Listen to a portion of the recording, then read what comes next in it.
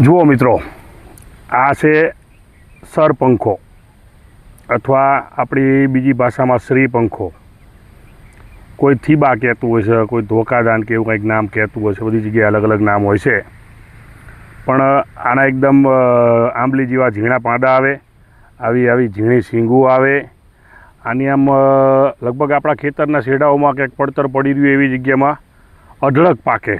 બધી જગ્યાએ આખા ભારતમાં મળી જાય, ક્યાંય ના મળે એવું નથી. પણ આની બહુ મસ્ત મજાની ખાસિયત છે આની. આ લીવર માટે ધ બેસ્ટ ઉપાય છે. લીવર માટે તમારા ગમે એવું તમને તકલીફ હોય લીવરની, પણ આનું સેવન કરવામાં આવે. પણ સેવન કરવાની એક રીત છે કે આ છોડને આખો મૂળિયા સાથે કાઢી લેવાનો, ખોદીને. એટલે આને પંચરત્ન કહેવાય. મૂળિયામાં મૂળ આવી જાય, થડ આવી જાય, ડાળીઓ આવી જાય, પાંદડા આવી જાય, ફૂલ આવી જાય ને એના ફળ એટલે શીંગું એટલે ફલી, આટલી વસ્તુ આવી જાય. પછી આને તમારે બહુ તડકે નહીં, થોડીક વાર તડકે રાખી શકો, પણ છાંયડામાં સૂકવવાનો છે. પછી એ સુકાઈ જાય એટલે બધાની એક ફર્સ્ટ ક્લાસ પેસ્ટ બનાવી લેવાની આપણે ખલ ઉપર ખાંડીને અથવા ખાંડીમાં. મિક્સરમાં નથી કાઢવાની, ખલ ઉપર જ કરવાની છે. અને એ તમારે એક જારમાં બરણીમાં ભરીને મૂકી દેવાની છે.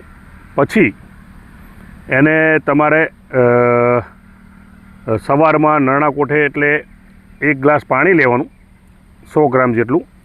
એની અંદર આનું જે પેસ્ટ બનાવ્યું 1 ચમચી ચૂરણ લેવાનું, 1 જ ચમચી.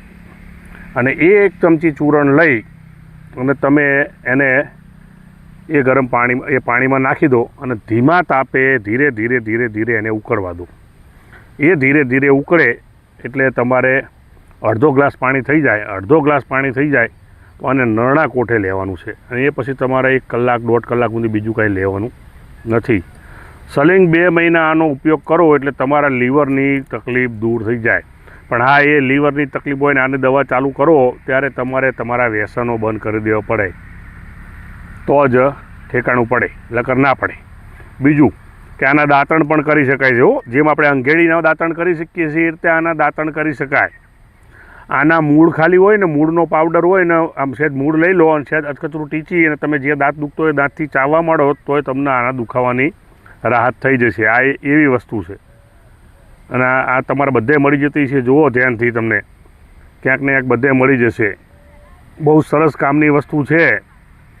તમે એક વખત ઉપયોગ કરી જુઓ અને સારું લાગે તો આ વિડીયોને આગળ મોકલજો, શેર કરજો. તમારા કોઈ મિત્રને ખબર પડે